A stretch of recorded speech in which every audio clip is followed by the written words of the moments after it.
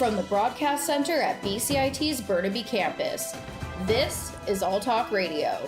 You're listening to 1680 The Crow.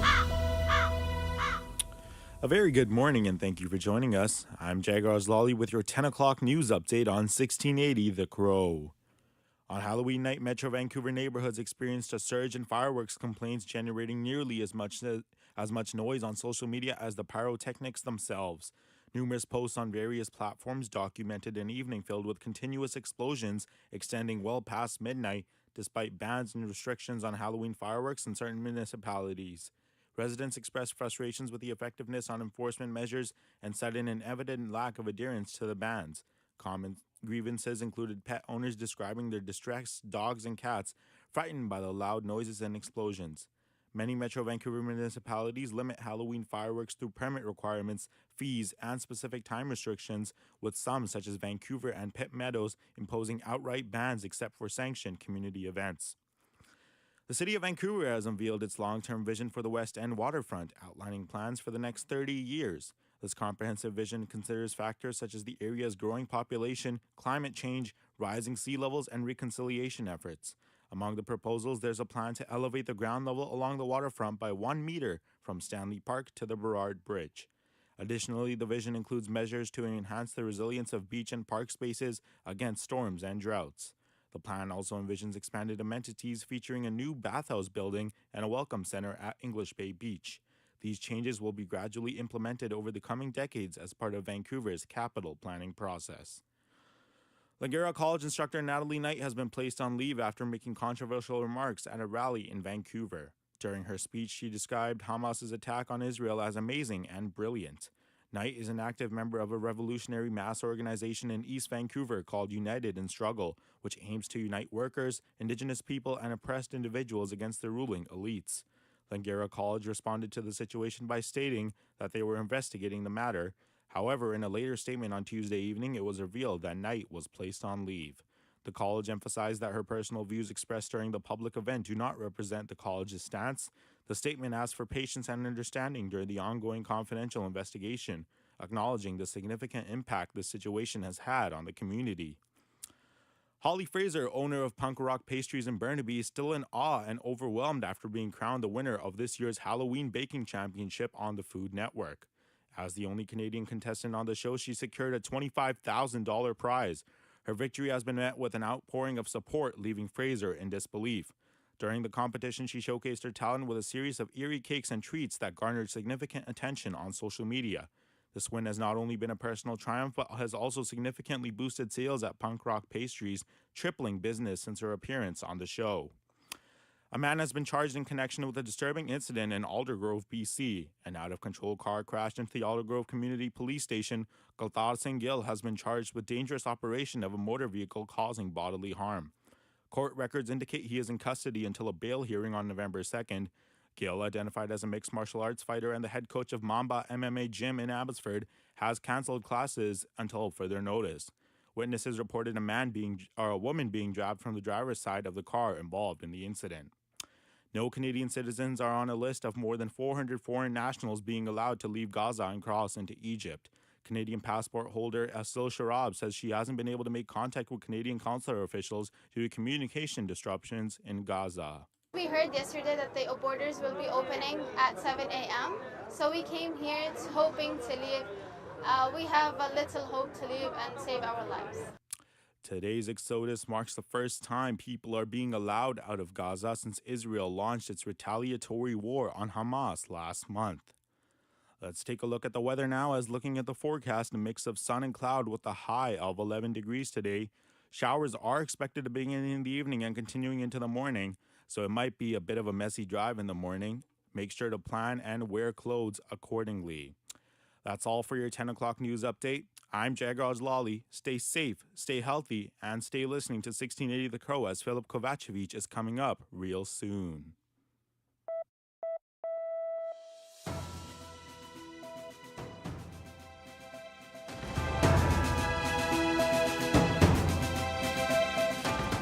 Stay tuned for more on BCIT's 1680 The Crow.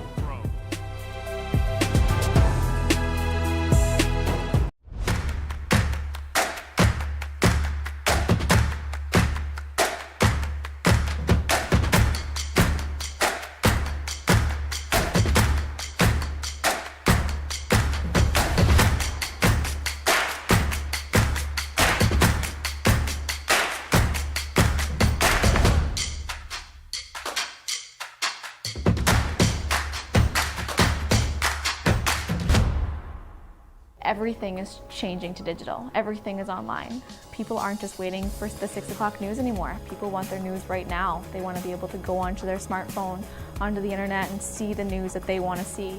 Vancouver is growing at, a really rapid rate, the Lower Mainland even, and with the tools that we're given here, we're able to cover all of that. Welcome to BCIT Magazine. I'm Radhika Sikki-King. In the program, they really leave it up to you.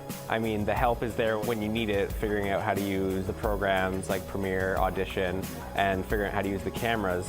But it's up to you to sort of experiment and figure out what you can do when you go out in the field. They brought candles and flowers to remember the student who lost her life yesterday. Theresa May says the international community condemns Moscow. They really make sure that you know the basics and you are able to put out a quality product. I'm Brady Tretnero. And I'm Radhika Sikki-King. Thank you for tuning in to BCIT Magazine.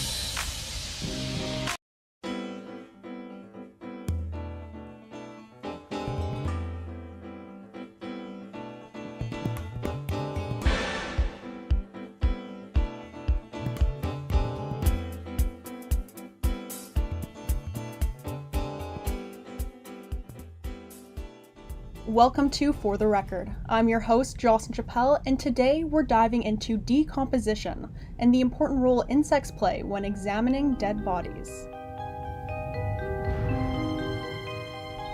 The proper term is forensic entomology, and it dates all the way back to roughly 800 years ago in China. The most helpful insect would be the blowfly.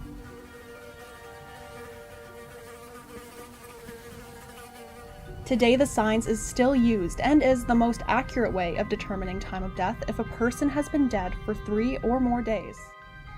In the past 20 years, it has become more and more common in police investigations. SFU School of Criminology professor Gail Anderson has assisted with cases by lending her expert knowledge. Anderson recently wrote a paper on the subject, and today she joins us to discuss what exactly insects can tell us about corpses and why this is helpful.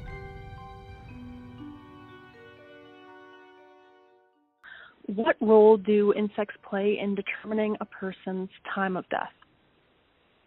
Insects will colonize a body in a predictable manner, and they will develop at a predictable rate. So when we look at insects on a dead body, we look at how old the insects are, and we also look at what species of insects are present. And that will tell us how far since death the body has decomposed. What other things can insects tell us about a corpse?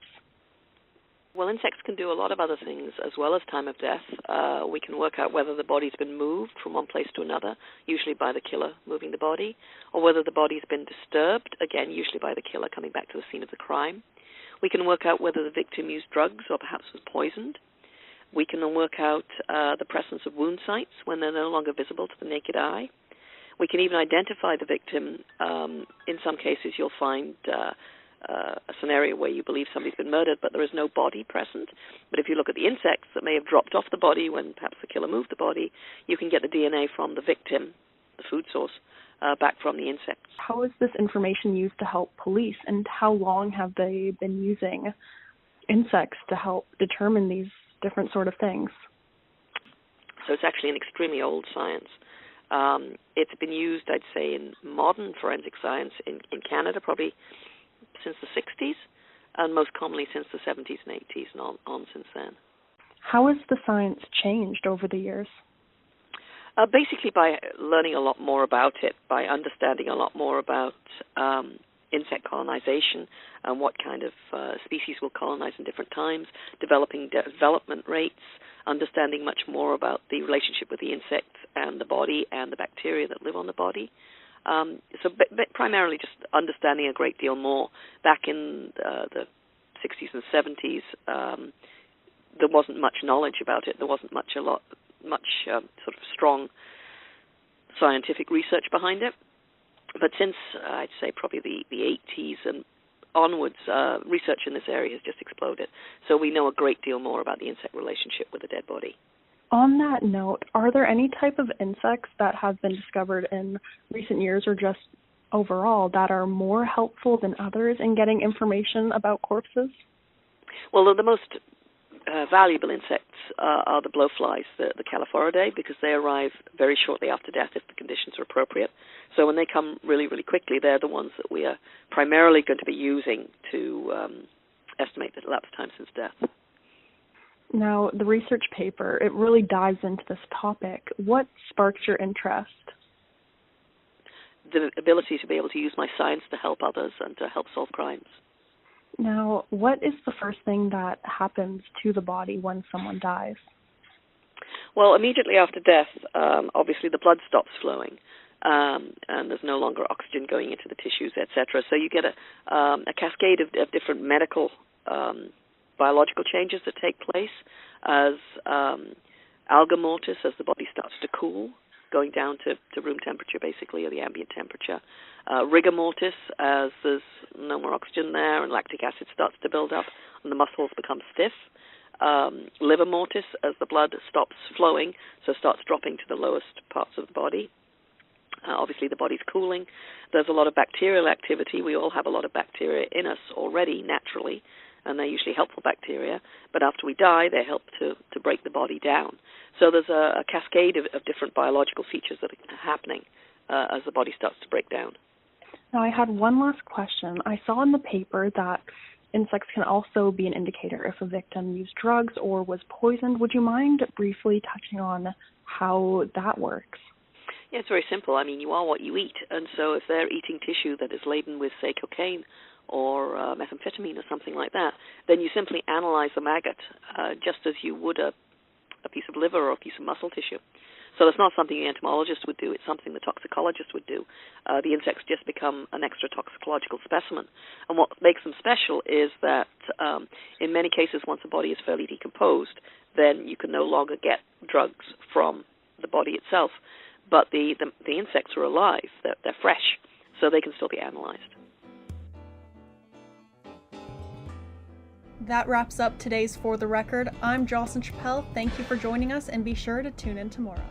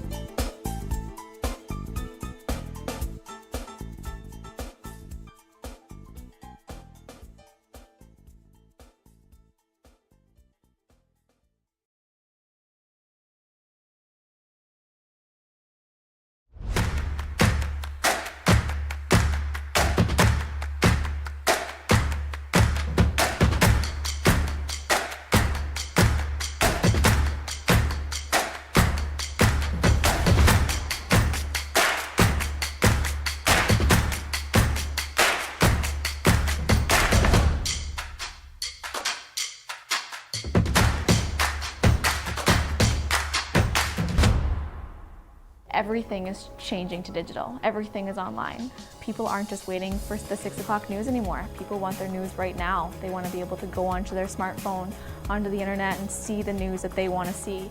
Vancouver is growing at, a really rapid rate, the Lower Mainland even, and with the tools that we're given here, we're able to cover all of that. Welcome to BCIT Magazine. I'm Radhika Sikikane. In the program, they really leave it up to you. I mean, the help is there when you need it, figuring out how to use the programs like Premiere, Audition, and figuring out how to use the cameras. But it's up to you to sort of experiment and figure out what you can do when you go out in the field. They brought candles and flowers to remember the student who lost her life yesterday. Theresa May says the international community condemns Moscow. They really make sure that you know the basics and you are able to put out a quality product. I'm Brady Tretanero. And I'm Radhika Sikikane. Thank you for tuning in to BCIT Magazine.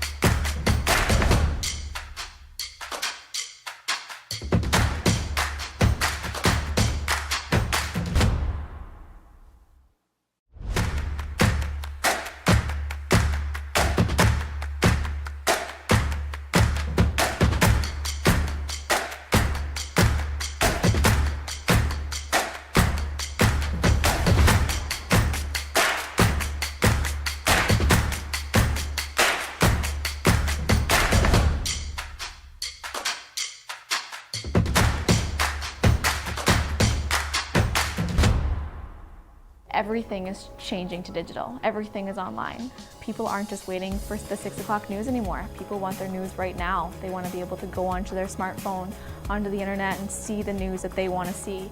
Vancouver is growing at, a really rapid rate, the Lower Mainland even, and with the tools that we're given here, we're able to cover all of that.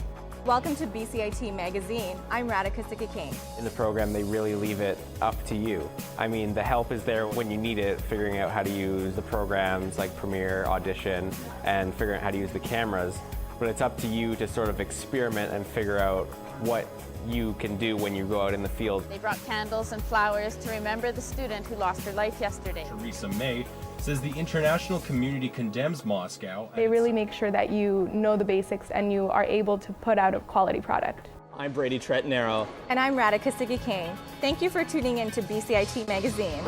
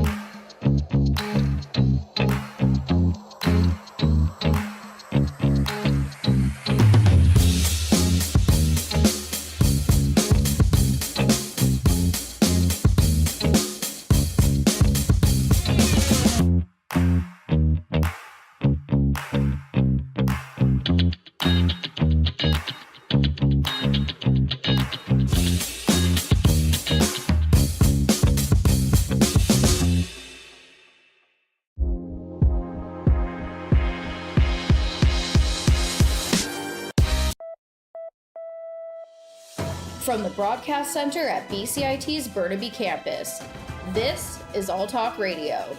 You're listening to 1680 The Crow. Good morning, this is Philip Kovacevic with your 10:30 news headlines. Vancouver is currently one of the most rattiest cities. Our very own Liam Higgs has the details.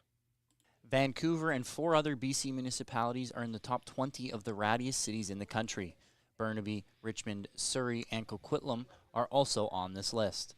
The list was ranked according to the number of rodent treatments that were performed over the course of a year, spanning back to August 1st, 2021. Some ways you cannot attract rats and mice are keeping foliage cut back from the exterior walls of your house, Also, make sure not to have any water sources like clogged gutters or stagnant water in your trash. And always make sure you seal small entry points to your home. Liam Higgs, 1680, The Crow. A family doctor from the UK working on Vancouver Island says his patients, which number close to 1,000, may have to look for a new physician soon, after his permanent residency application was rejected because he took the wrong English test. Dr. Daniel Leach and his wife Tanya sold their home in northwest England and in May of last year moved to BC, where Leach started working at the Ocean Pier Medical Centre in Sydney. Due to an administrative error on the part of the test center, Leach was booked in to take an advanced English test for academics instead of the general language test, which is required for the permanent residency application. As BC is currently facing a shortage of family doctors, Health Minister Adrian Dix called the decision frustrating and says it's an example of where federal immigration policy is at odds with BC's attempts to make it easier for foreign doctors to work here. Conservative leader Pierre Poilievre will force a vote in Parliament for the Liberal government to expand its 3-year exemption for the federal carbon price on home heating oil to all forms of home heating. He announced the move in a speech to his caucus.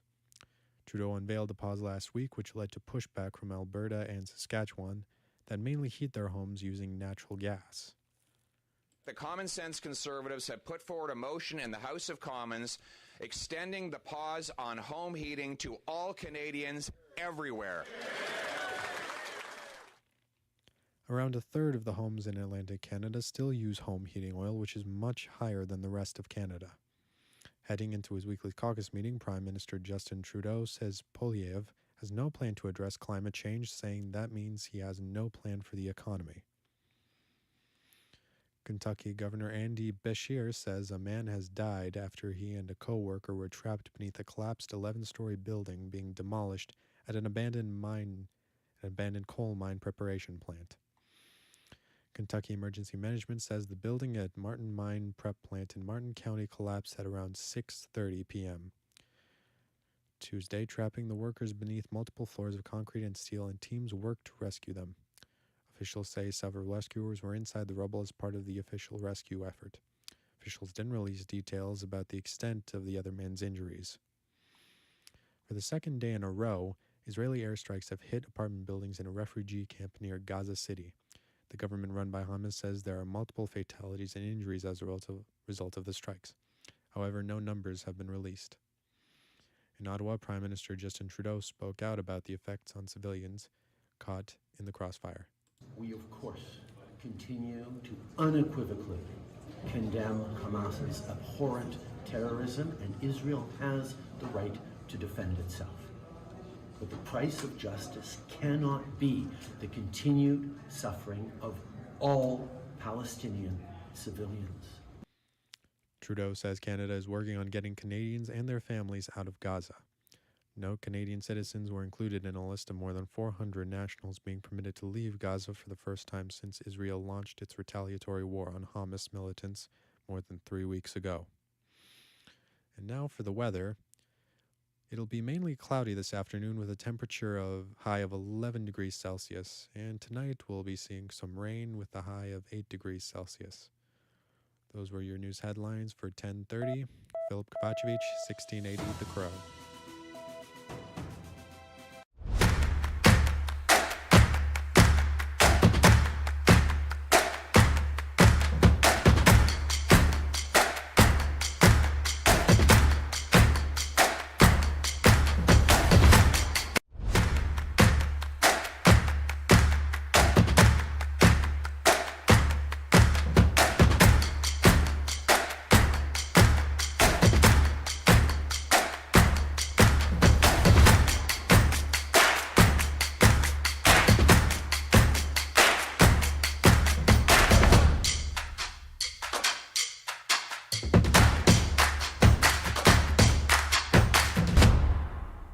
Everything is changing to digital. Everything is online. People aren't just waiting for the 6 o'clock news anymore. People want their news right now. They want to be able to go onto their smartphone, onto the internet, and see the news that they want to see. Vancouver is growing at, a really rapid rate, the Lower Mainland even, and with the tools that we're given here, we're able to cover all of that. Welcome to BCIT Magazine. I'm Radhika Sikki-King. In the program, they really leave it up to you. I mean, the help is there when you need it, figuring out how to use the programs like Premiere, Audition, and figuring out how to use the cameras. But it's up to you to sort of experiment and figure out what you can do when you go out in the field. They brought candles and flowers to remember the student who lost her life yesterday. Theresa May says the international community condemns Moscow. They really make sure that you know the basics and you are able to put out a quality product. I'm Brady Tretanero. And I'm Radhika Sikki-King. Thank you for tuning in to BCIT Magazine.